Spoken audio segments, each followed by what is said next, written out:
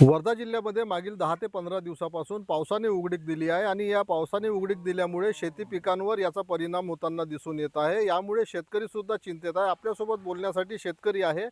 काय सांगाल नेमकं काय या पावसाने उघडीक दिल्यामुळे काय शेती पिकावर नुकसान होत आहे? यावर्षी एकंदरीत शेतीचं जे आपण पाहिलं की पावसाळा हा वर्धा जिल्ह्यात विदर्भात अतिशय कमी प्रमाणात झालेला आहे। पहिले तर सुरुवातीला म्हणजे लागवडीच्या काळातसुद्धा हा पावसाळा झालेला नाही आहे, फार कमी झाला। लोकांनी लावणी केल्या, सोयाबीन पेरले, तुरी पेरल्या, पण हा पाऊस पिकांच्या वाढीसाठी आता जो पाऊस पाहिजे नव्हता किंवा पिकांना जो ग्रोथ व्हायसाठी जो पाऊस पाहिजे होता तो पाऊस यावर्षी झालेला नाही आहे। त्यामुळे असंख्य शेतकरी वर्धा जिल्ह्यातले पावसाची वाट आतुरतेने पाहत आहे। आणि तुम्हाला एक गोष्ट कळेल की जे सोयाबीन आहे, जी कॉटन आहे, तुरीला तर सध्या फरक पडलेला नाही आहे, पण जे काही पिकं आहे, जे 3 मुख्य पिकं आहे विदर्भातले, वर्धा जिल्ह्यातले, त्या पिकांवर कुपोषित झालेले आहे।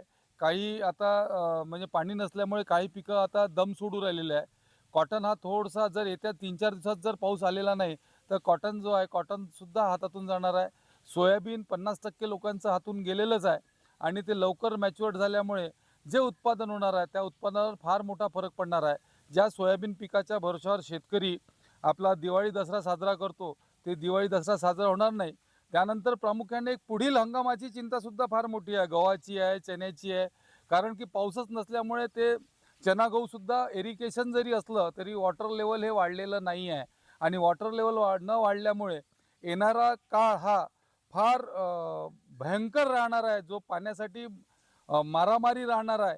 शेतकऱ्यांना तर पिकणारच नाही आहे, शेतकरी हा कोणतं पीक घेऊ शकणारच नाही आहे, पण पिण्याच्या पाण्याची सुद्धा समस्या ही फार मोठी राहणार आहे।